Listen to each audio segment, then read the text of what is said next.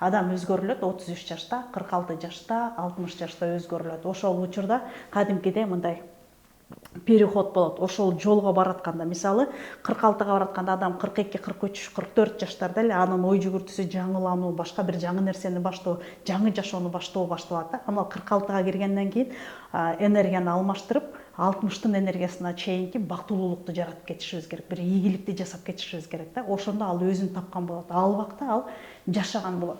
Бирок көпчүлүк учурда аны билбей калабыз. Курган үйүбүзгө, жасап аткан ишибизге, же болбосо баскан жолубузга ыраазы, нааразы болуп эле 50, 55, 54гө өтүп алгандан кийин анан бизде башталат да. Мен андай калдым, мен жашоодо минтпей калдым, тигил үчүн мындай болбой калды, мен даже керек болсо ушул акылым менен момундай жасап салмакмын деген өзүнүн менен өзү кагылышуу болот да. Кабыл алуу эмес, наоборот кагылышуу болот. Анан ал болсо эмне кылат? Биздин жүзүбүзгө чыгат, чагылышып. Кантип менин ичимдеги ички туюмум же болбосо ичимдеги менин оюмдагыдай болбогон үчүн өмүрүмдүн жарымы текке кетип калгандай болгон наразычылык башталат да. Ал убакта адам өзү жашабайт. Анда ал жашоо эмес. Анткени өзүн өзү күнөөлөп атат, самоедство. Же болбосо бир ишти бүтүрбөй калды, же болбосо бир чоң жаратуучу нерсесин жаратпай калды. Бул жашоого келгенде ар бир инсандын өзүнүн касиети бар. Данность деп коет. Данность кыргызча касиет эле. Биз болсо аны жөндөмү деп коебуз, шыгы деп коебуз, таланты деп коебуз да. Ал адам ошо менен төрөлдү, бирок анысын ачпай кетти, ачпай жатат да. Ошентип өзүнүн бир өмүрүн өткөрүп алат. Бул биздин кемчилигибиз, түшүнбөстүгүбүз, же болбосо бул биздин түркөөлүгүбүз. Сурооңузду берсеңиз, өзүңүздүн жеке жылыңызды эсептептирем десеңиз, өзүңүз жөнүндө билгиңиз келсе, же болбосо бүгүнкү күндө эмне жасашым керек эле дегенде, себеп дегенде сизде азыр 60-тын энергиясына баратасыз да. Эгер биз эрте эле биле турган болсок, эң жакшы азыр 33гө чейинки балдарда, кыздарда, мектепте окуп жаткан балдарда ушул социал элемин билип алып, өзүнүн кесипти кандай табыныш керек, анын программасында эмне заложено, анын артыкчылыктары бар, анын институту кайсы, анын ичиндеги могу жеринде, көкүрөгүндө, көөдөнүндө берген нерсеси кайсы, ошону алып чыкса, учурдан түшүнүп, консультация алып, өзү жөнүндө жакшы билип алып, же болбосо биз даже бала тарбиялап атканда ошонун мыкты ичиндеги катылып жаткан сырларын, таланттарын ачып алганга аябай жакшы мүмкүнчүлүк да. Ошол эле кесип тандоодо дагы профориентация бул өтө маанилүү нерсе. Жашоодо биз кесип тандайбыз, бирок апам айткан үчүн, же болбосо бүгүн колумда жакшы акча тапкан үчүн деп ойлойбуз да. Жок, андай эмес. Ал убактылуу, 2 жылдык, 3 жылдык, 5 жылдык эле болуп калышы мүмкүн. Биз ушундай заманда жашайбыз, күндө өзгөрүп, күндө жаңыланып. Сен жаңы бир нерсени үйрөнсөң, эртең дагы бир нерсеси башталат да. Ага биз кууп жетишпейбиз. Жасап да жетишпейбиз. Андыктан сенин чыныгы өзүңдүн колуңдан эмне келет? Чыныгы сенин потенциалың эмнеде жатат? Ушуну ачып алган бул аябай маанилүү да. Жанагы көпчүлүк учурда суроолор деле ушул. Мен азыр эмне жасасам болот? Же болбосо эмнеден баштасам болот депчи. Сенин каалооң кайсы? Сен азыркы турган абалың кайсы деп анан биз ушул жактан баштайбыз да. Андыктан келиңиздер, өзүңүздөрдүн матрицаңызды да билиңиздер. Өзүңүздөрдүн атыңар канчага чыгат экен, анткени атына жараша заты деп коет. Бул дагы бизде кыргызда аябай такдаана айтылган да. Атыңар силердин көтөрүп, силердин атыңар аталган атыңар дагы аябай чоң мааниге ээ. Туулган күнүңүз, айыңыз, жылыңыз иштейт. Быйылкы сиздин 2026 жыл сиз үчүн кандай иштейт? Мунун баардыгы иштейт да. Ошон үчүн консультацияга келесиздер, жазыласыздар, алдыда турган номерге жазасыздар дагы. Сурооңуздар болсо берсеңиздер болот. Суроо берип өзүңүздөр жөнүндө көп болсо бир 5 мүнөт, 10 мүнөт убактыңызды киресиз, кичинекей акчаңызды, энергияңызды саласыз, бирок чоң билимди аласыз дагы, жашооңузга же болбосо азыркы кыла турган ишиңиздин маңыздуу же максаттуу экенин билип алганыңыз жакшы да. Ошон үчүн эле керек.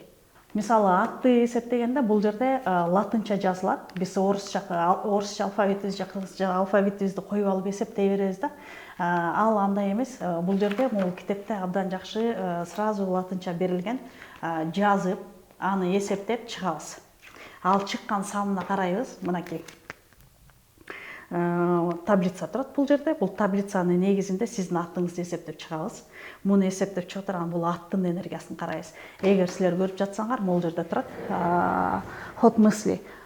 Адамдын ой жүгүртүүсү, же болбосо инсандын ой жүгүртүүсү, инсандын өзү. Бул менин жеке көз карашым, жеке түшүнүгүм да, жеке менин оюм. Ошондо бул жерде турат. Сенин туулган күнүң 17. 17-синде болгондо личность 8, инсан 8 деген инсанды алып жүрөт. Инсан 8 бул ким? Бул контролер. Мунун багыты, ой жүгүртүүсү, оюнун чабыты кандай иштейт? Мына бул жерден карайсыз. Эң маанилүү азыркы менин абалым, азыркы менин каалоом бул жерде.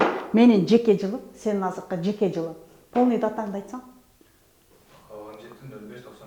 17.05 болгондо 13.4 сен 4-чү жылың болот ата. 4-чү жыл. Мындай. Мен айткандай, сен айткандай жыл эмес да. Бул өзүнүкүн диктойт. Аны кантип түшүнсөк болот? Невозможно дейт. Мүмкүн эмес деген нерсе мүмкүн болот. Мүмкүн мына колумда турат го, мына десең, могу жок. Адам жана кыргызда айтат да, буйрса деп сүйлөсөң деген. Так ушул нерсе кирет. Жеке жылың 4-чү жыл. 4-чү жыл бизге эмне деп айтат? 4-чү жыл бул жыл аябай сонун күтүлбөгөн нерселер болот дегенде биз 6-чы жылга коюп атпайсызбы? Бирок 4-чү жылы дейт, билбеген нерсеңе билим алып коюшуң керек, анан бардык нерсеге канааттанышың керек. Канааттанбаганда мындай. Бардык нерседен кемчилик, тузу кемгөлө көрө бересиң. Сүйлөшүүдөн деле, сүйүүдөн деле, жасап аткан ишиңден деле, жеп аткан тамагыңдан деле тузу кем боло берет да. 4-чү жылдын энергиясы азыркы сенин турган абалыңа, состоянияңа аябай влиять этет да. Биз ошону билишибиз керек. Эмнеге эле канааттанбайт, эмнеге недовольство, откуда дейсиң да? Мурдагыдай эле, бирок сен үчүн ал андай эмес. Эмнеге дегенде биз жылды карайбыз да. 4-чү жыл бизге эмне деп атат? 100дөн 400ге чейин максат жаз. Максат койгонду билбейсиң да. Максат койгонду жазыш керек. Ошол жылы сиз сага кадимкиде келет. Мисалы 4-чү жылы койгон 100дөн 400ге чейин максаттын көбү ишке ашат дейт. Себеп год мистический. Ал жылда сен айтып атпайлыбы? Невозможно. Ошон үчүн көп иштериң 4-чү жылы ишке ашып кетет дейт да. Ойлонбо дейт, кантип деген эмес.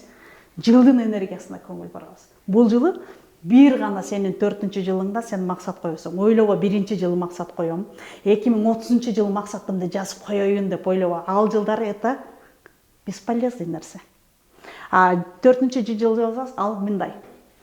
Максат жазганда биз максат койгонду билбейбиз. Баарыбыз максат коюп жашайбыз, анан мен максатыма коюп үй алдым, анан путешествияга бардым. Бул менин жашоомдогу эле мени бүгүнкү канааттандыра турган нерселер. Максатты кандай жазасың? Мисалы сен 2040 жылы өзүңдү кандай көрүп жатасың? Же болбосо азыркы бизнесиңби, же болбосо азыркы жашооңду, же болбосо каякта жүрөсүң? 40 жылды жаз. 100 жылдан кийинки сенин балдарыңдын жетишкендигин, сенин курган шаарыңдын, же болбосо сен азыр бүгүнкү күндө жасаткан бир чоң глобальный бир ишкерлигиңдин кийин кандай көрүп жатасың? Бул дагы максат болот.